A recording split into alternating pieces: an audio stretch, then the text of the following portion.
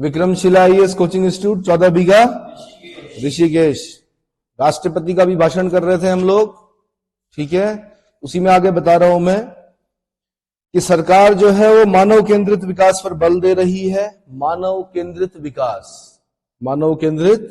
विकास पर बल दे रही है। सरकार के लिए हर नागरिक की गरिमा सर्वोपरि है। यही सामाजिक न्याय की सर्वमान्य अवधारणा है। सोशल जस्टिस, सामाजिक न्याय मतलब सोशल जस्टिस। जब आप यूपीएससी की प्रिपरेशन करते हैं, एक सोशल जस्टिस की एक बुकलेट अलग से पढ़नी है आपने, जिसमें सोशल जस्टिस से रिलेटेड क्या होंगे, पॉइंट्स होंगे, पूरा थ्योरी होगी उसमें कि सोशल जस्टिस क्या होता है, क्या क्या किया गया है, ठीक है। भारत के संविधान के हर अनुच्छेद का संदेश भी यही है। सरकार ने उनकी भी सुध ली है जो अब तक विकास की धारा से दूर रहे हैं। ऐसे हजारों आदिवासी गांव हैं जहां बीते 10 वर्षों में पहली बार बिजली और सड़क पहुंची है। बिजली और सड़क पहुंची है। लाखों आदिवासी परिवारों को अब जाकर पाइप से शुद्ध पानी मिलना शुरू हुआ है। विशेष अभियान के तहत सरकार हजारों आदिवासी बहुल गांवों में 4G इंटरनेट सुविधा भी पहुंचा रही है। 4G इंटरनेट सुविधा भी पहुंचा रही है। वन धन, इंपॉर्टेंट, यहां से क्वेश्चन बनने की संभावना होती है। वन धन केंद्रों की स्थापना और 90 से ज्यादा वन उपज पर एमएसपी दिए जाने से आदिवासियों को बहुत लाभ हुआ है। 90 से ज्यादा वन उपज, पहले वन उपज पर एमएसपी नहीं मिलती थी, लेकिन अब सरकार ने वन उपजों पर भी एमएसपी, मिनिमम सपोर्टिंग प्राइस, देना शुरू कर दिया है, जिससे आदिवासियों को बहुत लाभ हुआ है। सरकार ने पहली बार जनजातियों में भी सबसे पिछड़ी जनजाति की सुध ली है। उनके लिए लगभग 24,000 करोड़ के पीएम जन मन योजना बनाई गई है। क्वेश्चन बनेगा, प्रधानमंत्री जन मन योजना, जन धन नहीं बोल रहा हूं मैं, क्या बोल रहा हूं, जन मन योजना संबंधित है आंसर जनजातियों में भी सबसे पिछड़ी हुई जनजातियों से संबंधित है, जिस पर लगभग 24,000 करोड़ रुपए खर्च किए जा चुके हैं। जनमन योजना क्लियर हो गया। आदिवासी परिवारों की अनेक पीढ़ियां सिकल सेल एनीमिया से पीड़ित रहती थी। पहली बार इसके लिए राष्ट्रीय मिशन शुरू किया गया है और अब तक लगभग 1,40,00,000 लोगों की जांच की जा चुकी है। एनीमिया तो पता है आपको, अनीमिया, सिकल सेल एनीमिया, खून की जो कमी होती है ना, उस पर 1,40,00,000 लोगों की जांच की जा चुकी है। दिव्यांगजनों के लिए भी सरकार ने सुगम्य भारत अभियान चलाया है। सुगम्य भारत अभियान चलाया है। साथ ही भारतीय सांकेतिक भाषा में पाठ्य पुस्तकें उपलब्ध कराई है। देखिए, ये बड़ी छोटी छोटी चीजें होती हैं। माना कोई दिव्यांग है, पहले तो सबसे पहले मैं आपको बता दूं कि पहले फिजिकली हैंडीकैप्ड बोलते थे, क्या बोलते थे, और हिंदी में क्या बोलते थे, अपंग बोलते थे। क्या बोलते थे? प्रधानमंत्री मोदी जी ने कहा कि नहीं, इनको दिव्यांग बोलिए। क्या वर्ड यूज किया गया? दिव्यांग। पर भाई ठीक है, प्रकृति ने नहीं दिया, कुछ अंग नहीं दिए, या अंग क्या है, जन्म से ही क्या है, खराब है, तो लेकिन आपने एक चीज और देखी होगी कि माना कोई, अगर माना आंखों की ज्योति नहीं है किसी की, लेकिन आवाज बहुत सुंदर होती है, ठीक है, और स्पर्श करके ही क्या कर लेते हैं, वो सब कुछ पता कर लेते हैं। इसका मतलब उनके जो अंग हैं, जो नहीं है उनको नहीं देखा सरकार ने, जो है उनको देखा, यानी वो दिव्य अंग है।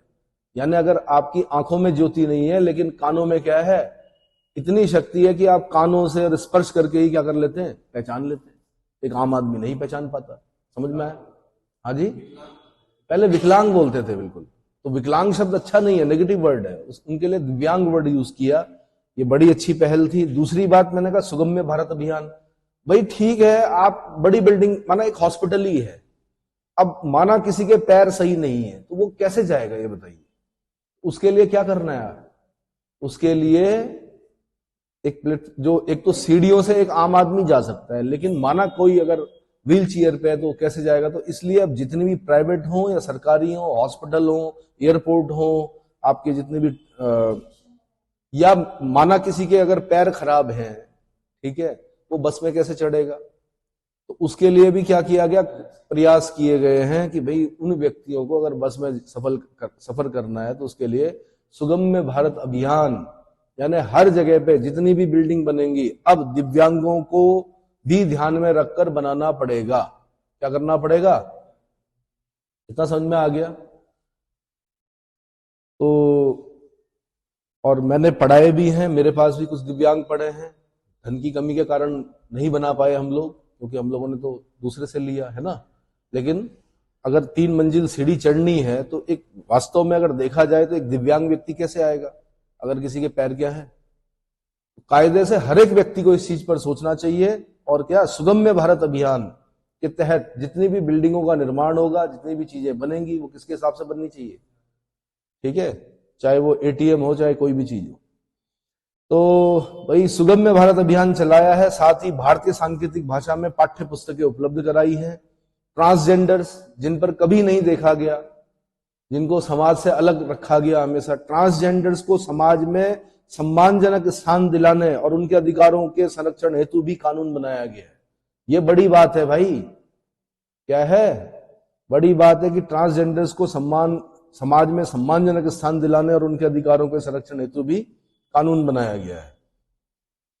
भारत में विश्वकर्मा परिवारों के बिना दैनिक जीवन की कल्पना भी मुश्किल है। दैनिक जीवन में अगर आपके विश्वकर्मा लोग आपके लिए क्या नहीं बनाते हैं सामान, तो आपके जीवन की कल्पना भी क्या है, मुश्किल है। वे परिवार पीढ़ी दर पीढ़ी अपने कौशल को आगे बढ़ाते रहे हैं, लेकिन सरकारी मदद के अभाव में हमारे विश्वकर्मा साथी बुरी स्थिति से गुजर रहे हैं।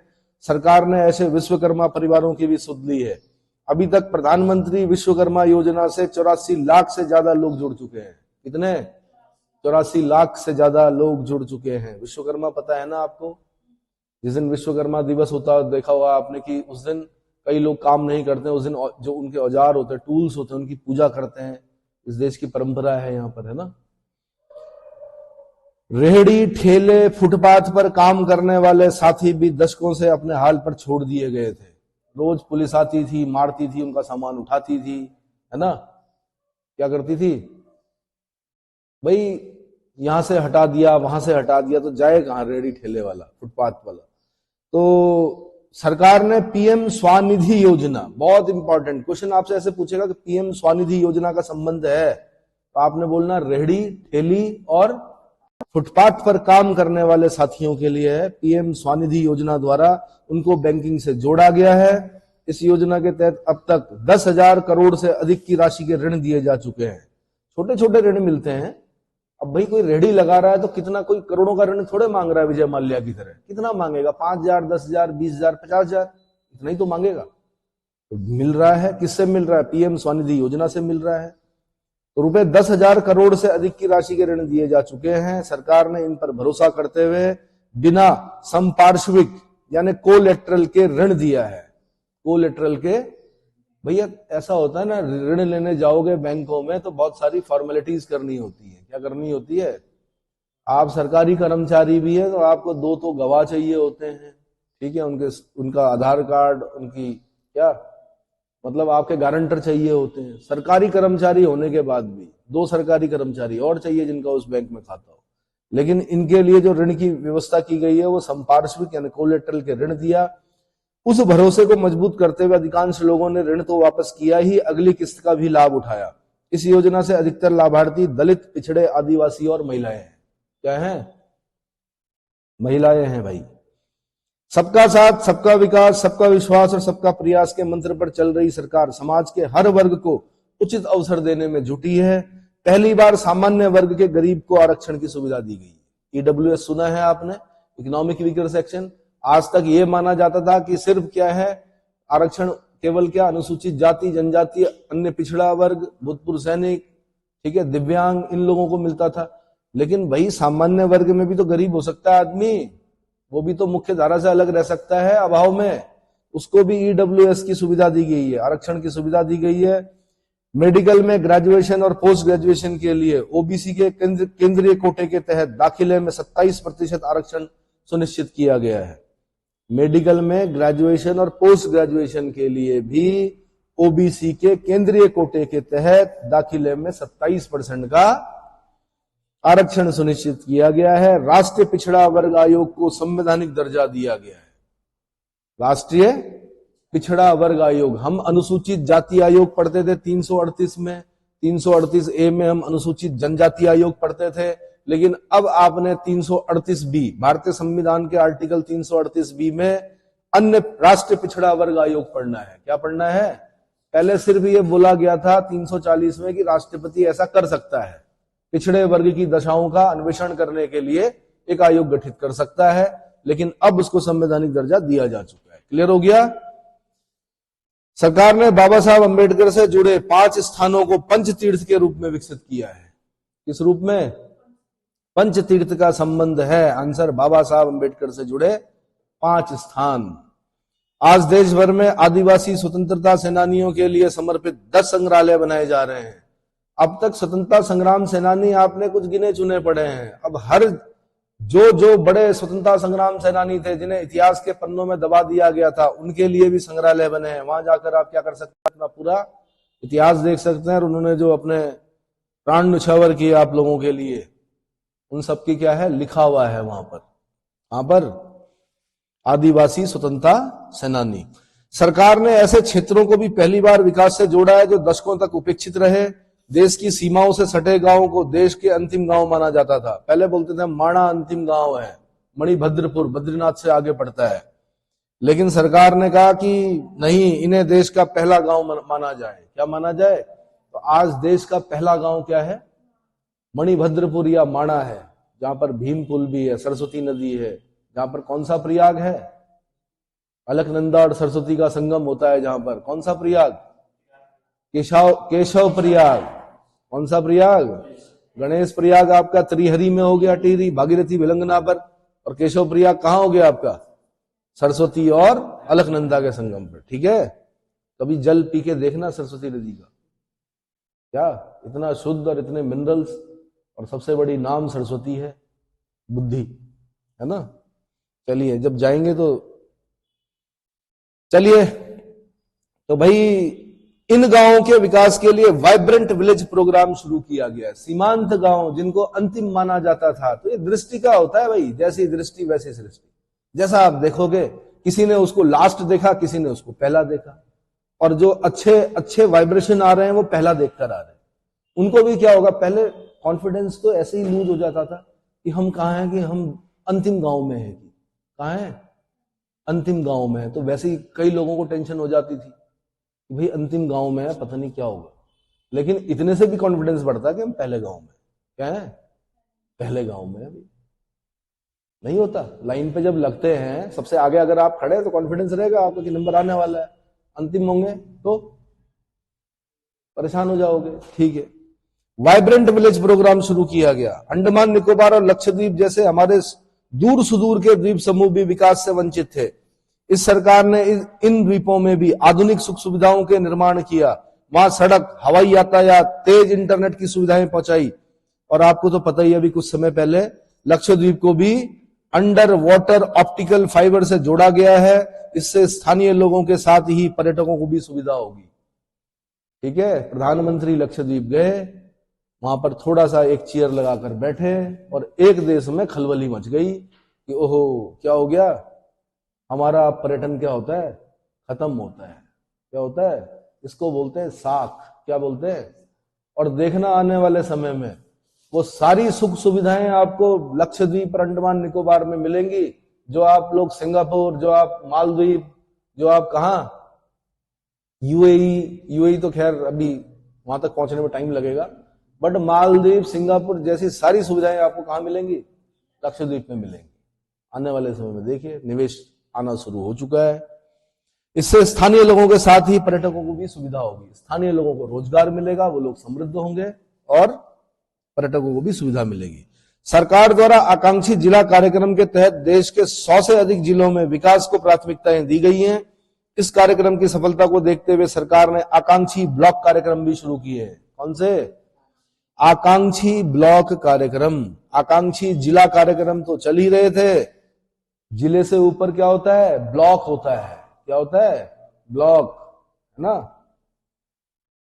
नहीं भाई, ब्लॉक से ऊपर जिला होता है। ब्लॉक पहले क्या होता है, जैसे ग्राम पंचायत होती है, पहले ग्राम पंचायत होती है, फिर ब्लॉक पंचायत होती है, फिर जिला पंचायत होती है। जिले से नीचे छोटे, मतलब उसको क्या कर दिया और नीचे तक ले गए, यानी ब्लॉक तक। तो आकांक्षी ब्लॉक कार्यक्रम भी शुरू किए गए। इससे देश में उन ब्लॉक्स में विकास पर विशेष जोर दिया जा रहा है जो पीछे छूट गए थे। ठीक है, सरकार आज पूरी सीमा पर आधुनिक इंफ्रास्ट्रक्चर बना रही है। यह काम बहुत पहले ही प्राथमिकता के आधार पर हो जाना चाहिए था।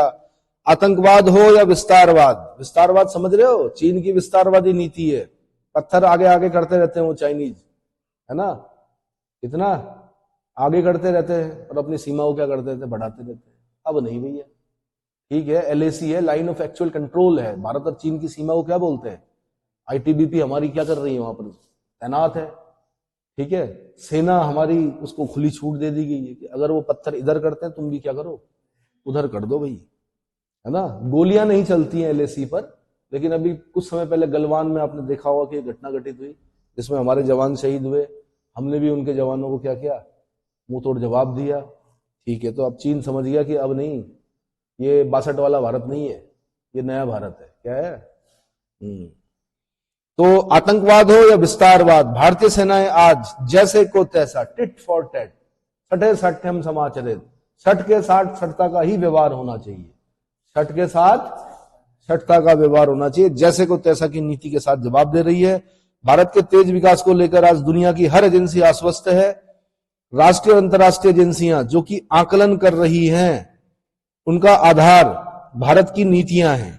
भारत की इंफ्रास्ट्रक्चर में रिकॉर्ड निवेश और नीतिगत सुधार निवेशकों का विश्वास और बढ़ा रहे हैं। देखिए, अगर इंफ्रास्ट्रक्चर सही होगा तो निवेशक क्या होंगे, अपने आप ही अट्रैक्ट होंगे। क्या होंगे? अब भाई माना कोई निवेशक है, उसने अपना प्रोडक्शन यूनिट यहां पर लगाई, माना आपका फॉरेन डायरेक्ट इन्वेस्टमेंट आता है, प्रोडक्शन हो रहा है, पता चल रहा है कि इंफ्रास्ट्रक्चर सही नहीं है, सड़कें नहीं है, बिजली नहीं है, क्या नहीं है, सामान जा ही नहीं रहा है पोर्ट पर, सामान आज बन गया 2 महीने लग गए पोर्ट तक जाते जाते, तो क्या फायदा होगा उसको, तो नुकसान होगा। लेकिन इंफ्रास्ट्रक्चर सही होगा तो क्या होगा, निवेश क्या होगा, निवेश बढ़ेगा, और निवेश बढ़ेगा तो क्या होगा, अगर एफडीआई आता है, फॉरेन डायरेक्ट इन्वेस्टमेंट आता है या निवेश बढ़ता है, तो उससे रोजगार क्या मिलता है, रोजगार में बढ़ोतरी होती है। रोजगार में बढ़ोतरी के साथ साथ बाहर से टेक्नोलॉजी भी आती है, नई टेक्नोलॉजी के साथ आते हैं वो लोग, है ना। अंतर देखेंगे आप आगे चलकर कि एक होता पोर्टफोलियो इन्वेस्टमेंट, एक होता फॉरेन डायरेक्ट इन्वेस्टमेंट। तो फॉरेन डायरेक्ट इन्वेस्टमेंट ज्यादा अच्छा माना जाता है, क्योंकि वो अपने साथ क्या लेके आता है, तकनीकी लेके भी आता है। क्या लेके आता है? चलिए जी, आज दुनिया को विश्वास है कि भारत ही ग्लोबल सप्लाई चेन को सशक्त कर सकता है, ग्लोबल सप्लाई चेन को। इसलिए भारत भी आज इसके लिए बड़े कदम उठा रहा है। देश में सूक्ष्म, लघु और मझोले उद्यमों यानी एमएसएमई का एक मजबूत नेटवर्क बनाया जा रहा है। सरकार ने 14 सेक्टर्स के लिए उत्पादन संबंध प्रोत्साहन पीएलआई योजनाएं शुरू की हैं। उत्पादन संबद्ध प्रोत्साहन इंपॉर्टेंट है, पीएलआई याद करना है आपने, ठीक है। 14 सेक्टर्स के लिए उत्पादन संबद्ध प्रोत्साहन योजनाएं शुरू की हैं। इसके तहत अभी तक लगभग 9 लाख करोड़ का उत्पादन हो चुका है। इससे देश में रोजगार और स्वरोजगार के लाखों नए अवसर बने हैं। उत्पादन संबद्ध प्रोत्साहन से इलेक्ट्रॉनिक्स, फार्मा, फूड प्रोसेसिंग और मेडिकल डिवाइस के सेक्टर में भी लाभ हो रहा है। मेडिकल डिवाइस से जुड़े हुए दर्जनों प्रोडक्ट्स में उत्पादन शुरू हो चुका है। सरकार ने देश में 3 बल्क ड्रग पार्क भी बनाए हैं। क्या बनाए हैं? 3 बल्क ड्रग पार्क भी बनाए हैं। आपने देखा होगा कोरोना जब आया तो हमारे वो पीपीई किट ही नहीं बनती थी हमारे देश में, बनती भी थी तो बहुत कम बनती थी, चाइना से लानी पड़ती थी। शुरू हो चुका है उत्पादन, ठीक है। और जितने भी आपके मेडिकल डिवाइसेस होती हैं उनका उत्पादन शुरू हो चुका है। ये बड़ी बात है, समझ में आ रहा है? अरे भाई, सुश्रुत का देश है ये। सुश्रुत संहिता, शल्य चिकित्सा पर सबसे पुराना जो संहिता है वो कौन सी है? सुश्रुत संहिता। उन्होंने उस जमाने में बता दिया नाक की सर्जरी कैसे होती है। नाक की सर्जरी आज भी उन्हीं के पैटर्न पर होती है। जो औजार उन्होंने बताए थे इसके लिए, नाक की सर्जरी नहीं, सर्जरी के लिए जो उन्होंने उपकरण बताए थे, आज भी लगभग लगभग वैसे ही उपकरण क्या करते हैं, प्रयोग किए जाते हैं, ठीक है। चरक इस देश में हुए, धन्वंतरी इस देश में हुए, सुश्रुत इस देश में हुए। जब किसी भी देश में क्या नहीं था, चिकित्सा के बारे में लोग नहीं जानते थे, उस जमाने में भी यहाँ शल्य चिकित्सा होती थी, ठीक है। और क्या बोलते हैं, प्लेग जब फैला तो यहाँ के लोग क्या करते थे, उसका स्थानीय इलाज करते थे। वहीं से उसके टीके का क्या हुआ, जिसने भले ही प्लेग के टीके को किसी और ने बनाया हो, लेकिन सीखा उसने भारतीयों से। किससे सीखा? भारतीयों से। हमारे यहाँ बहुत पहले से बोलते हैं, विष ही विष को काटता है। क्या काटता है? लोहा ही लोहे को काटता है, विष से ही विष समाप्त किया जा सकता है। बोलते हैं कि नहीं बोलते? तो जो एंटी वेनम होती है वो क्या होता है? विष से ही तो बनता है। जितने भी आपके टीके होते हैं वो क्या बनते हैं भाई? कोरोना के ही बिल्कुल जो वैक्सीन होती है, वैक्सीन का मतलब यही होता है कि कोरोना के ही बहुत मरे हुए या बहुत ही कमजोर वायरस इंजेक्ट किए जाते हैं बॉडी में। इससे क्या होती है? एंटीबॉडीज बनती है। यही अंतर होता है इंजेक्शन और किसमें? वैक्सीन में। समझ में आया? यानी पोलियो के ही मरे हुए वायरस या पोलियो के ही क्या बहुत कमजोर वायरस बॉडी में इंजेक्ट करेंगे एक पर्टिकुलर टाइम पर, एंटीबॉडीज पैदा हो जाएंगी। जीवन में कभी पोलियो होगा ही नहीं। पोलियो भी तो समस्या था एक पहले। चलिए, 3 बल्क ड्रग पार्क भी बनाए गए हैं। आज मेड इन इंडिया एक ग्लोबल ब्रांड बन चुका है। मेक इन इंडिया को लेकर आज दुनिया आकर्षित हो रही है। आत्मनिर्भर भारत के लक्ष्य को दुनिया समझ रही है। आत्मनिर्भर भारत के लक्ष्य को दुनिया समझ रही है, समझ गई है। आज दुनिया भर की कंपनियां भारत में नए सेक्टर्स को लेकर उत्साहित हैं। सेमीकंडक्टर सेक्टर, कौन सा? सेमीकंडक्टर सेक्टर में हो, सेमीकंडक्टर सेक्टर में जो निवेश हो रहा है इसका उदाहरण है। बहुत ज्यादा निवेश हो रहा है इस समय किस पर? सेमीकंडक्टर सेक्टर में। सेमीकंडक्टर सेक्टर से इलेक्ट्रॉनिक्स और ऑटोमोबाइल सेक्टर को भी बहुत लाभ पहुंच रहा है। बाकी आपको सेमीकंडक्टर पता ही है क्या होते हैं। क्या होते हैं? क्या होते हैं सेमीकंडक्टर? अर्धचालक बोलते हैं इनको। हाँ जी, अच्छा, नाम से ही पता चल रहा है कि सेमीकंडक्टर आधे अर्धचालक, आधे चालक, पूरे चालक नहीं, है ना? पूरे चालक नहीं, अर्धचालक, आधे चालक। सेमी, सेमी से पता है। और बनते कैसे हैं ये पता है? बस फिजिक्स में जाना पड़ेगा आपको, डोमेन पढ़ने पड़ेंगे, जर्मेनियम पढ़ना पड़ेगा, सिलिकॉन पढ़ना पड़ेगा। यही इंप्योरिटी मिलाई जाती है। हाँ जी, जर्मेनियम और सिलिकॉन की, सिलिकॉन की इंप्योरिटी मिलाई जाती। चलिए, फिजिक्स में पढ़ा होगा आपने इंटर में। आगे बढ़िए भाई। सरकार आज ग्रीन मोबिलिटी को बहुत प्रोत्साहन दे रही है। किसको? ग्रीन मोबिलिटी को बहुत अधिक प्रोत्साहन दे रही है। बीते कुछ वर्षों में ही देश में लाखों इलेक्ट्रॉनिक वाहनों का निर्माण हुआ है। अब तो हम भारत में भी बड़े हवाई जहाज की मैन्युफैक्चरिंग के लिए कदम बढ़ा चुके हैं। आने वाले समय में मैन्युफैक्चरिंग सेक्टर में करोड़ों नए रोजगार का सृजन होगा। बड़े जहाज भी बनाने लग गए भैया। उत्पादन की विशेष मांग है जो पर्यावरण के अनुकूल हो, इसलिए सरकार जीरो इफेक्ट जीरो डिफेक्ट पर बल दे रही है। क्या? जीरो इफेक्ट और जीरो डिफेक्ट। ये चीजें ध्यान रखनी है, मेंस में काम आएगा आपके। आज ग्रीन एनर्जी पर हमारा बहुत फोकस है। किस पर? ग्रीन एनर्जी पर बहुत फोकस है। हरी ऊर्जा मत बोलना, हरित ऊर्जा बोल सकते हैं वैसे, बट मैंने कहा कि क्या होता है बता रहा हूं मैं। 10 वर्षों में गैर जीवाश्मीय ईंधन पर आधारित ऊर्जा क्षमता 81 गीगावाट से बढ़कर 188 गीगावाट हो चुकी है। अब आप सोचो भाई, 8 दूनी 16 होता है। 81 गीगावाट से बढ़कर 188 गीगावाट हो चुकी है। कौन सी? गैर जीवाश्म ईंधन। फॉसिल्स फ्यूल जो होगा ना, उसको आप जलाएंगे तो पोल्यूशन होना ही होना है। लेकिन हमने उसको क्या कर दिया? फॉसिल्स फ्यूल जलाकर नहीं कर रहे हैं हम, कोयला जलाकर नहीं कर रहे हैं, डीजल जलाकर नहीं कर रहे हैं। हम क्या कर रहे हैं? गैर जीवाश्म ईंधन से ऊर्जा उत्पादित कर रहे हैं। क्या कर रहे हैं? इस दौरान सोलर पावर कैपेसिटी में 26 गुना बढ़ोतरी हुई है। कितना? जाइए उत्तराखंड, ऊपर जाइए, गांव गांव में लोगों ने सोलर पैनल्स लगा दिए हैं। प्रोडक्शन हो रहा है, बिजली का प्रोडक्शन हो रहा है। अपना तो यूज कर ही रहे हैं, साथ में बेच भी रहे हैं सरकार को। सरकार खरीद रही है। बिजली के बिल क्या हो गए? अपने जीरो हो गए। लोग रूफटॉप जो सोलर पैनल्स हैं उनका यूज कर रहे हैं। आने वाले समय में हो सकता है कि जितनी भी बिल्डिंगें बनेंगी उसमें आपको सोलर पैनल्स ही दिखेंगे ऊपर। क्या दिखेंगे?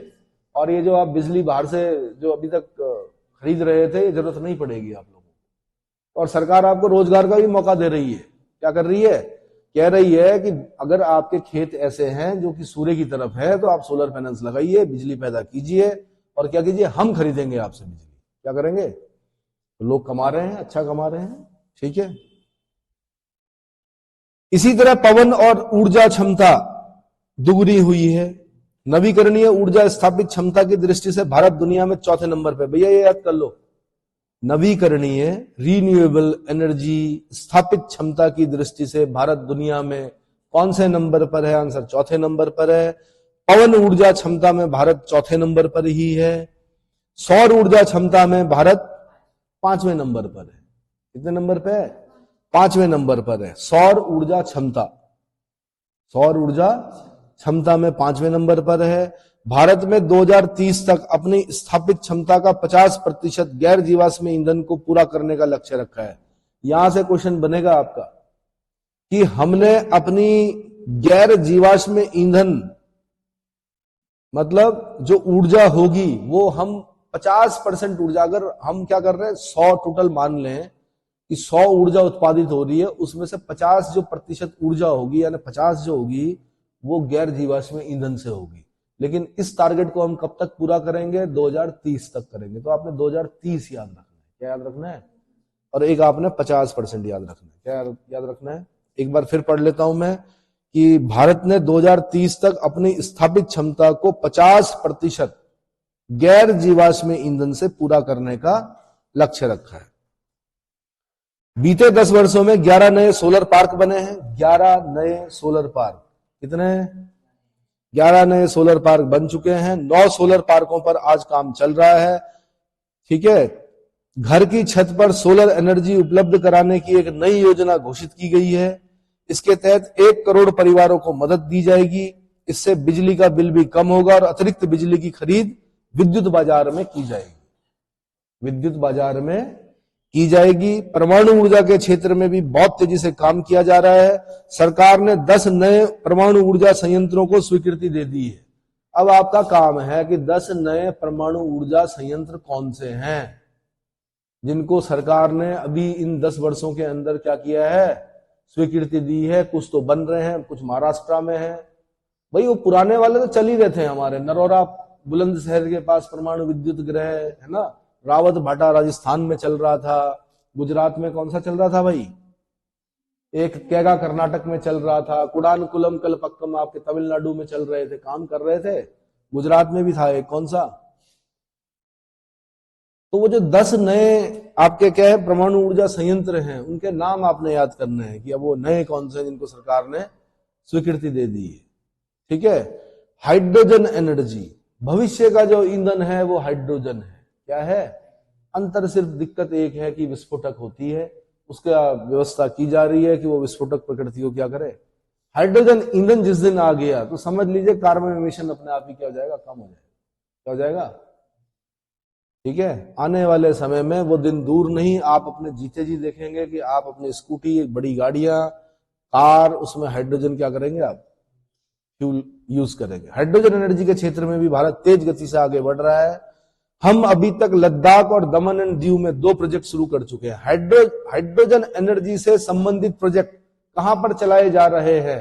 आंसर लद्दाख में और दमन एंड दीव में। दमन and Dadar Nagar Haveli and Daman and Diu, पता है ना? गए हो सिलवासा? ठीक है। सरकार ने इथेनॉल के क्षेत्र में अभूतपूर्व काम किया है। इथेनॉल तो पता है आपको, बड़ा फायदा हो रहा है भाई। किनको? किसानों को भी हो रहा है और जो चीनी मिल मालिक हैं उनको भी हो रहा है, क्योंकि वो एक्सट्रैक्ट था एक तरह से। क्या था? इथेनॉल बनाते थे तो सरकार ने कहा भैया ज्यादा बनाओ। क्या करो? ज्यादा बनाओ। तो पहले 10% किया था, 12% तक हम पहुंच चुके हैं। 20% का हमारा लक्ष्य है। तो हम क्या करेंगे? माना हम 100 लीटर क्या कर रहे हैं? ईंधन यूज कर रहे हैं। माना क्या? पेट्रोल यूज कर रहे हैं। पूरा देश क्या कर रहा है? माना बोला मैंने। क्या बोला? माना बोला। 100 लीटर हम क्या कर रहे हैं? पेट्रोल यूज कर रहे हैं। अगर उसमें 20 लीटर क्या डाल दिया जाए? इथेनॉल डाल दिया जाए तो क्या होगा बताइए? 20 लीटर अगर हम इथेनॉल डाल देंगे तो क्या होगा? हमें सिर्फ 80 लीटर ही क्या करना पड़ेगा? पेट्रोल यूज करना पड़ेगा। और इथेनॉल किस प्रकार का ईंधन है? किस प्रकार का ईंधन है इथेनॉल? इथेनॉल जो है वो उतना क्या नहीं करता है? उत्सर्जन नहीं करता है कार्बन का। समझ में आया? तो सरकार ने इथेनॉल के क्षेत्र में अभूतपूर्व काम किया। देश में 12% इथेनॉल ब्लेंडिंग का लक्ष्य हासिल किया जा चुका है। बहुत जल्द 20% इथेनॉल ब्लेंडिंग का टारगेट भी पूरा होने वाला है। कितना परसेंट? 20% इथेनॉल ब्लेंडिंग का टारगेट भी पूरा हो जाएगा। तो हमें उतना कम आयात करना पड़ेगा। मैं तो 100 को लेके चल रहा हूं ना, पता नहीं कितने लाख बैरल तेल मंगाना पड़ता है हमको, क्रूड ऑयल मंगाना पड़ता है, फिर उसको रिफाइन करते हैं हम, फिर तब जाके क्या करते हैं, यूज करते हैं। तो भैया जब हम अपने खेतों में गन्ना वन्ना अन्य चीजों से क्या करेंगे, इथेनॉल का प्रोडक्शन करेंगे, तो क्या होगा, फायदा मिलेगा। जितनी भी आपकी ये चीनी मिलें हैं वो जो एक्सट्रैक्ट से इथेनॉल बनाएंगी तो उनको भी फायदा होगा, है ना। समझ में आ रहा है? इससे किसानों की आय बढ़ेगी। अभी तक सरकारी कंपनियां रुपए 1 लाख करोड़ से ज्यादा का इथेनॉल खरीद चुकी हैं। इन सारे प्रयासों से अभी ऊर्जा जरूरतों के लिए विदेशों पर निर्भरता कम होगी। कुछ दिन पहले ही बंगाल की खाड़ी में एक नए ब्लॉक से तेल उत्पादन शुरू हो चुका है। ये आपने अभी क्वेश्चन बन चुका था पहले ये कि अभी कहीं पर एक नया ब्लॉक मिला है, उत्पादन शुरू किया गया है। किसका? तेल का उत्पादन शुरू किया गया है। वो कहां से किया गया? आंसर बंगाल की खाड़ी, बे ऑफ बंगाल। ठीक है, चलो जी, यह देश के लिए एक बड़ी सफलता है। धरती में महत्वपूर्ण खनिजों की मात्रा सीमित है, इसलिए सरकार चक्राकार अर्थव्यवस्था यानी सर्कुलर इकोनॉमी को प्रोत्साहित कर रही है। यार कितना खोदोगे खनिज? खनिज एक होता है ना कि क्या, सस्टेनेबल डेवलपमेंट, क्या यार इस तरह से दोहन करो प्रकृति का कि आने वाले जो आपके क्या फ्यूचर जनरेशन जो है, वंशज जो है, उनके लिए भी कुछ बच जाए। क्या बच जाए? कुछ बच जाए उनके लिए। इस तरह से क्या करो, दोहन करो कि उनके लिए भी बचे, वो भी उसका प्रयोग कर सकें। तो सर्कुलर इकोनॉमी यानी चक्राकार अर्थव्यवस्था को प्रोत्साहित कर रही है। भारत की पहली व्हीकल स्क्रैपेज पॉलिसी, बड़ा इंपॉर्टेंट। अगर किसी को बिजनेस स्टार्ट करना है अभी, तो मैं बता रहा हूं, स्क्रैप जो होता है आने वाले समय में जो सबसे ज्यादा पैसा आपका होगा वो किसमें होगा? स्क्रैप वाले काम में होगा। किसमें होगा? Vehicle scrappage policy. क्योंकि अब आपके व्हीकल ऐसे नहीं चलेंगे जैसे पहले लेते थे ना, दादाजी ने कार चलाई, फिर पिताजी ने भी चलाई, और फिर आप भी चला रहे हो, और वही एम्बेसडर क्या हो रही है, 80 साल हो गए पर टायर बदल बदल कर चला रहे हो और उसकी सर्विस करा। अब नहीं भैया, अब जो आपकी टैक्सी नंबर होंगे उनकी एक मियाद होगी, इतने साल तक आप चला सकते हो। प्राइवेट व्हीकल की भी एक मियाद होगी, ठीक है। उसके बाद कहां जाएगा? वो स्क्रैप में जाएगा। तो स्क्रैप में जाएगा तो वहां मशीनें होती हैं, थोड़ा निवेश करना पड़ेगा आपको। उसको क्या किया जाता है, टायर हटाए जाते हैं, आपने देखा होगा, पिक्चरों में देखा होगा, टायर हटाए जाते हैं, उसके बाद एक बड़ी सी मशीन के अंदर कार रखी जाती है, एक छोटा सा डब्बा बन जाता है उसका, और बोला जाता है भाई इसका वेट इतना है, इतना आपको पैसा मिलेगा। और उसको फिर क्या करते हैं, रिसाइकिल किया जाता है, फिर उससे लोहा बनाकर फिर उस कंपनी में क्या करते हैं, यूज करते हैं। तो अगर बिजनेस करना है नया, तो स्क्रैप में बड़ा अच्छा क्या है, क्या है भाई? हाँ जी, पैसा अच्छा है। गहरे समुद्रों में खनिजों की संभावनाओं को तलाशने की भी जरूरी है। गहरे समुद्र में खनिजों की संभावनाओं को तलाशना भी जरूरी है। इसी लक्ष्य के साथ डीप ओशन मिशन शुरू किया गया है। इस मिशन से अपने समुद्री जनजीवन के बारे में हमारी समझ भी बेहतर होगी। भारत का समुद्रयान इस क्षेत्र में शोध कर रहा है। कौन कर रहा है? आंसर इसका नाम है समुद्रयान। क्या नाम है? जैसे कभी यूपीएससी ने एक बार क्वेश्चन पूछा था, वो ओएनजीसी के लिए तेल खोजता था, जो सागर सम्राट क्वेश्चन बना है, वैसे ही अब यहां से बनेगा समुद्रयान। गहरे समुद्रों में खनिजों की संभावनाओं को तलाशने वाला जो हमारा यान है समुद्र में, वो कौन सा है? समुद्रयान। ठीक है भाई। डीप ओशन मिशन, कौन सा मिशन है? Deep ocean mission. और डीप ओशन मिशन खोजते खोजते वो द्वारिका भी दिख गई भगवान कृष्ण की। बहुत पहले बोल दिया था उन्होंने, भैया यादवों आप क्या करो, द्वारिका छोड़ दो, ये डूबने वाली है। उसके ध्वंसावशेष मिल रहे हैं नीचे पानी के। कहां? पूरी क्या बताते हैं, पूरा नगर मिल रहा है कि नीचे। अगर ऐसा हो गया तो अयोध्या के बाद दूसरा सबसे बड़ा क्या धार्मिक स्थल जो होगा, प्रयास होंगे कुछ ना कुछ। जैसे विदेशों में नहीं होते हैं, वेल वगैरह देखते हैं, जैसे वैसे ही शीशे वाले जो चैम्बर्स होंगे, वहां से आप द्वारिका के क्या करेंगे, दर्शन करेंगे, हाथ जोड़ के आएंगे। फिर अभी तक रोजगार जमीन पर हो रहा था, पानी के नीचे भी भारत में क्या किया जाएगा? रोजगार मिलेगा लोगों को भाई, है ना। गोताखोरों को, अलग अलग तरह के गोताखोर क्या होंगे। चलिए, पॉजिटिव रहिए। क्या रहिए? आप जितने पॉजिटिव रहेंगे, जो हमारे प्रधानमंत्री है वर्तमान में, उनकी एक विशेषता है, उन्होंने पॉजिटिव किया है। क्या किया है? हम लोग पहले पढ़ते थे जनसंख्या विस्फोट, बड़ी शर्म आती थी यार, जनसंख्या विस्फोट। अभी मुझे शर्म नहीं आ रही है कि हम विश्व के सबसे अधिक जनसंख्या वाले देश बन गए। प्रधानमंत्री आए, हम जनसंख्या विस्फोट पर एक निबंध लिखते थे और उसको नेगेटिव उसमें लिखते थे एस्पेक्ट में। प्रधानमंत्री आए, उन्होंने कहा 3D। 3D का मतलब हम सबसे बड़ी डेमोक्रेसी हैं, हम सबसे बड़ी डेमोग्राफी हैं और हम सबसे बड़ी डिमांड है। क्या है? तो इस बात ने पूरी दुनिया को क्या कर दिया? हिला दिया। क्या कर दिया? अभी तक हम पढ़ते थे कि अधिक जनसंख्या के कारण हम जितना उगा रहे हैं वो सब हम ही खा रहे हैं, इसलिए निर्यात नहीं हो पा रहा है। चाय अच्छी खासी उगाते हैं हम लोग, बागान है हमारे यहाँ, पर खुद पी जाते हैं हम सभी लोग। पता होगा आपको, सुबह चाय के प्याले से ही शुरू होती है। यार उतना चाय अगर हम बेचते तो बहुत सारा क्या होता, हमें प्रॉफिट होता, है ना, विदेशी मुद्रा आती। लेकिन ऐसा पढ़ाया जाता था हमको। अचानक से प्रधानमंत्री है, उन्होंने कहा 3D क्या सबसे बड़ी डेमोक्रेसी है। अमेरिका डेमोक्रेसी का बहुत बड़ा क्या है, समर्थक है, लेकिन सबसे बड़ी तो हम है ना। दूसरा कहा कि सबसे बड़ी डेमोग्राफी है, और साथ में यह भी बता दिया कि सबसे ज्यादा युवाओं वाला देश कौन है? भारत है। उस समय जनसंख्या चीन की ज्यादा थी, अब हम चीन से ज्यादा है। हालांकि अभी सेंसस नहीं आया है, लेकिन आंकड़े बता रहे हैं कि हम चीन से आगे पहुंच चुके हैं। लेकिन सबसे ज्यादा बूढ़ों वाला देश कौन था? चीन। और सबसे ज्यादा युवाओं वाला देश कौन है? भारत। इसका मतलब अगर ये हाथ स्किल्ड हो जाएं तो इस देश में इतना उत्पादन होगा कि पूरे संसार की क्या कर सकता है? आवश्यकताओं को पूरा कर सकता है। समझ में आया? और तीसरी बात, सबसे बड़ी डिमांड, सबसे बड़ा जो मार्केट है डिमांड, वो कौन है? भारत। ये छोटे छोटे विकसित देश कितना उगा दे, मतलब कितना प्रोडक्शन कर देंगे, और प्रोडक्शन करके अपने देश में कितना बेच लेंगे? खरीदार तो हम ही हैं। तो उनकी बाध्यता है कि हमें विकसित होना पड़ेगा। जब हम विकसित होंगे तब उनका प्रोडक्शन क्या होगा? प्रोडक्ट्स क्या होगा? बिकेगा। जब वो क्रीम बनाएंगे तब हम लगाएंगे, क्योंकि हम खरीदेंगे उसको, और उसे खरीदने के लिए हमारी जेब में पैसा होना चाहिए। और पैसा होना चाहिए इसलिए सभी लोग चाह रहे हैं कि इनकी जेब में क्या है भाई? पैसा आए, तभी तो क्या करेंगे हम। समझ में आ रहा है? तो पॉजिटिविटी आई। सरकार भारत को दुनिया में एक बड़ी स्पेस पावर बनाने में जुटी है। यह मानव जीवन को बेहतर बनाने का एक माध्यम भी है। साथ ही यह अंतरिक्ष अर्थव्यवस्था, स्पेस इकोनॉमी में भारत की हिस्सेदारी बढ़ाने का भी प्रयास है। भारत के स्पेस प्रोग्राम के विस्तार के लिए महत्वपूर्ण फैसले लिए गए हैं।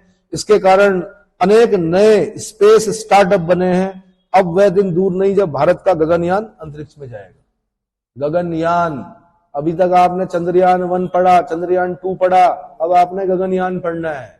क्या पढ़ना है? जल्दी वो समय देखेंगे आप, गगनयान वाला। और दूसरी चीज, ये जो स्पेस प्रोग्राम है ना, इसके लिए पहले पैसा ही नहीं था। जब देश आजाद हुआ था वास्तव में नहीं था पैसा। साइकिलों पर लेकर, बैलगाड़ियों में लेकर गए। आज क्या कर रहे हैं हम? विदेशों के सैटेलाइट, विदेशी जो लोग हैं वो हमें बोल रहे हैं कि भाई साहब आप अपना सैटेलाइट छोड़ रहे हो, 2-3 हमारे भी छोड़ दो। क्या कर दो?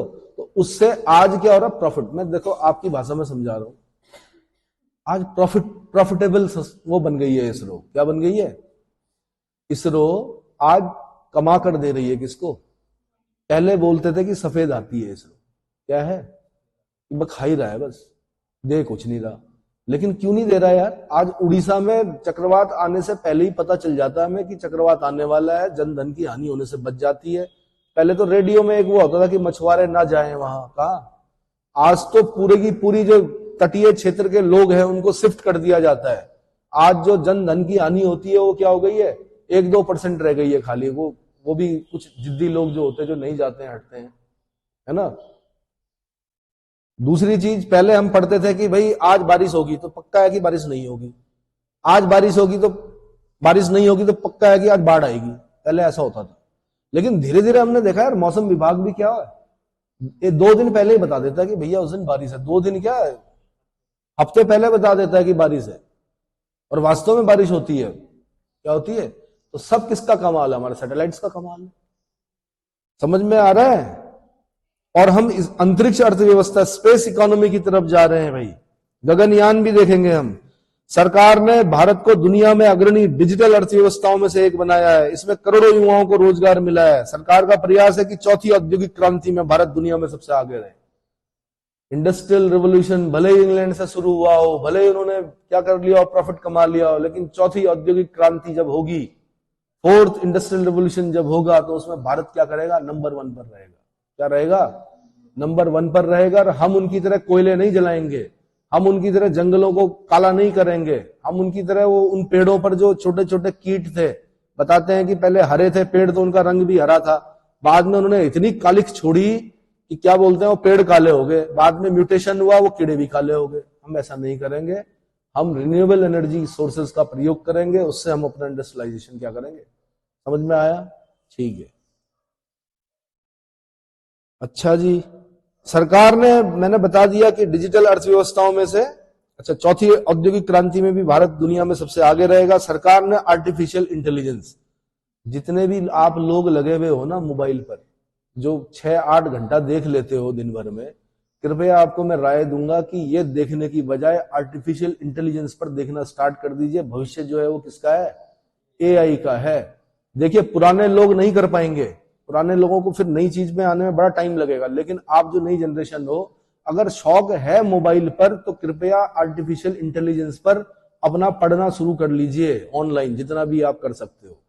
क्योंकि आने वाले समय में जो सबसे ज्यादा रोजगार सृजित होगा इस देश में, जैसे कंप्यूटर ने इस देश को रोजगार दिया ना, सॉफ्टवेयर इंजीनियर्स को, वैसे ही आर्टिफिशियल इंटेलिजेंस वालों को रोजगार मिलने वाला है।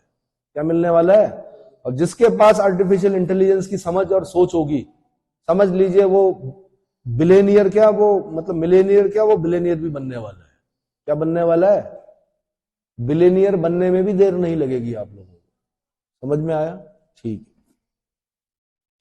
सरकार आर्टिफिशियल इंटेलिजेंस मिशन पर काम कर रही है। भारत के युवाओं को नए अवसर देगा, और उनमें से आप भी हो सकते हैं युवा। यह नए स्टार्टअप्स के लिए संभावनाएं खोलेगा। इसमें कृषि, स्वास्थ्य और शिक्षा के क्षेत्र में क्रांतिकारी बदलाव आएंगे। क्या आएंगे? शिक्षा में, स्वास्थ्य में और कृषि में क्रांतिकारी बदलाव आने वाले हैं। सरकार ने नेशनल क्वांटम मिशन भी स्वीकृत किया है। क्वांटम कंप्यूटिंग बड़ी इंपॉर्टेंट, जानते हैं क्वांटम कंप्यूटिंग के बारे में क्या होता है? ठीक है, किसका यूज होता है? क्यूबिक्स का यूज होता है, क्यूबिट्स का यूज होता है। ठीक है, तो इसके बारे में थोड़ा डिटेल देख लेना। नेशनल क्वांटम मिशन भी स्वीकृत किया गया है। क्वांटम कंप्यूटिंग नए दौर की डिजिटल व्यवस्था बनेगा। इस क्षेत्र में भारत आगे रहे, इसके लिए काम शुरू हो चुका है। इतना समझ में आ गया? तो इसका फिर थोड़ा सा जो बचा है अभिभाषण, वो मैं 5 मिनट के बाद अगले लेक्चर में, ठीक है।